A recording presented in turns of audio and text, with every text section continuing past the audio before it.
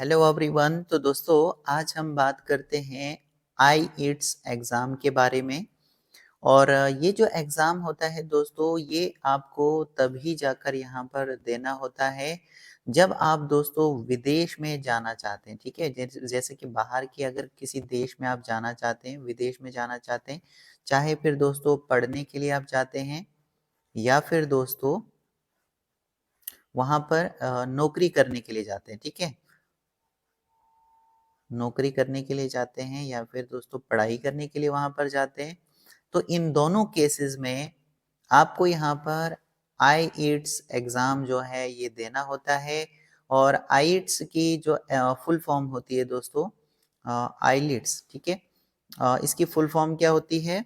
International English language testing system, यानी कि एक इंग्लिश लैंग्वेज का ये एक टेस्ट होता है। ओके, जैसे कि आप जानते हो दोस्तों कि जो इंग्लिश लैंग्वेज है ये एक इंटरनेशनल लैंग्वेज है, यानी बाहर की अगर आप कंट्रीज में जाओगे तो वहाँ पर इंग्लिश जो है वो तो आपको आनी ही चाहिए दोस्तों, चाहे आप पढ़ने के लिए जाओ, चाहे वहाँ पर नौकरी करने के लिए जाओगे। ठीक है, तो आईलिट्स एग्जाम जो है ये क्या है? एक लैंग्वेज का, इंग्लिश लैंग्वेज का ये एक टेस्ट है। फुल फॉर्म क्या है इसकी? International English language testing system. और ये जो टेस्ट है दोस्तों इंग्लिश लैंग्वेज का, इसको कंडक्ट कौन कराता है? आईडीपी एजुकेशन लिमिटेड इस टेस्ट को कंडक्ट कराता है। ठीक है दोस्तों, और अगर दोस्तों आपको आईलिट्स का जो एग्जाम है या फिर इसकी अगर आपको कहें कि प्रेपरेशन, ठीक है, इसकी तैयारी आपको करनी है तो अपने नियरेस्ट में दोस्तों आप कोई भी जो है सेंटर देख लीजिए, जो भी कोचिंग सेंटर्स रहते हैं जो कि आइल्ट्स की जो है आपको तैयारी कराते हैं।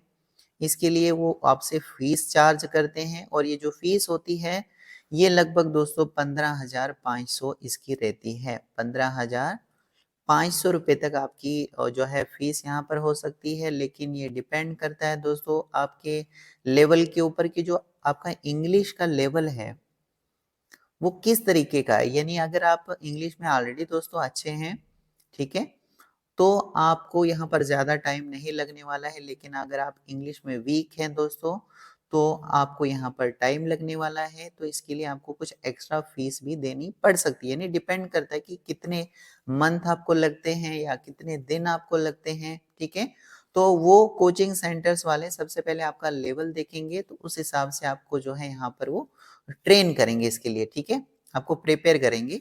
अगर मान लीजिए कि आपका जो इंग्लिश है वो काफ़ी ज़्यादा वीक है, तो वो आपको सबसे पहले आपका बेसिक क्लियर करेंगे, आपका ग्रामर, ये सारी चीज़ें आपको पढ़ाएंगे दोस्तों, बेसिक से लेकर वो चलेंगे। ठीक है, और इसके लिए आप उनको पे भी करोगे। तो धीरे धीरे धीरे करके फिर वहाँ पर आपको वो आइल्ट्स के एग्ज़ाम देने तक वो सारी तैयारी कराएंगे। और जब आप पूरे फुल टू फुल प्रिपेयर हो जाएंगे दोस्तों, तो उस टाइम पर फिर आपका ये एग्ज़ाम जो है वो कंडक्ट जो है वो कराने वाले हैं। जब आप प्रिपेयर हो जाएंगे, कोचिंग सेंटर्स को भी ऐसा लगेगा और आपको भी ऐसा लगने लगेगा कि अब आप फुली प्रिपेयर हो चुके हैं, तो तब आप यहाँ पर एग्ज़ाम जो है आइल्ट्स का जो एग्ज़ाम रहता है वो आप दे सकते हैं। ठीक है जी, इसमें जो है दोस्तों मार्क्स नहीं होते हैं, इसमें स्कोर होता है। और ये जो स्कोर होता है ये 1 से लेकर 9 तक होता है।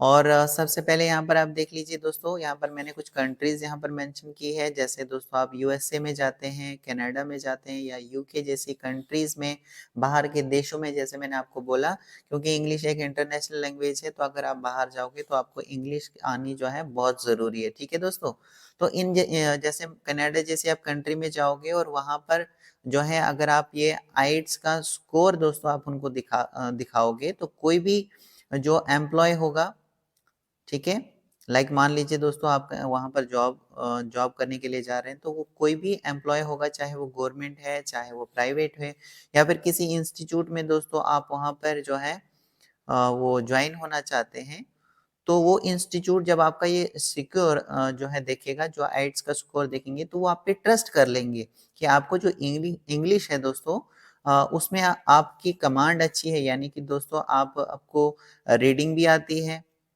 यानी पढ़नी भी आती है, राइटिंग भी आपको आती है, क्योंकि इसमें 4 पोर्शंस होते हैं जिसका आप टेस्ट देते हो, रीडिंग, राइटिंग, लिसनिंग, ओके, और स्पीकिंग, ठीक है?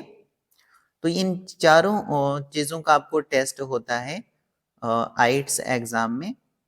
तो जब आप वहाँ पर उनको दिखाओगे आइट्स एग्ज़ाम का जो आपने दिया होगा, जो स्कोर आप वहाँ पर शो करोगे, तो इस पर या वो जो एम्प्लॉयी या इंस्टीट्यूट है आपके ऊपर ट्रस्ट करने लगेगा, ओके। तो इसमें क्या है, 2 तरह के एग्ज़ाम होते हैं, इनके टाइप्स होते हैं, एक तो एकेडमिक पेपर होता है, एक जनरल पेपर होता है। एकेडमिक पेपर आप तब देते हो दोस्तों, एकेडमिक पेपर टेस्ट आप तब देते हो जब आप वहाँ पर क्या करने जाते हो, स्टडी करने जाते हो फॉरेन में, ठीक है? और अगर आप वहाँ पर जनरल पर्पज़ के लिए जाते हो, यानी वहाँ पर सेटल होना चाहते हो, कोई काम करना चाहते हो, तो आप यहाँ पर आइलेट्स का ये जनरल पेपर आप देते हो, ठीक है? और जैसे मैंने आपको ऑलरेडी बताया दोस्तों, आपके आस-पास में आप देख लीजिए जो भी यहाँ वहाँ पर कोचिंग सेंटर होगा, जो आइलेट्स का जो आपको कोचिंग देते होंगे, वहाँ पर जाकर एक बार आप कन्फर्म कर लीजिए और फीस वगैरह का वहाँ से आपको सारी चीज़ें पता लगने वाली हैं।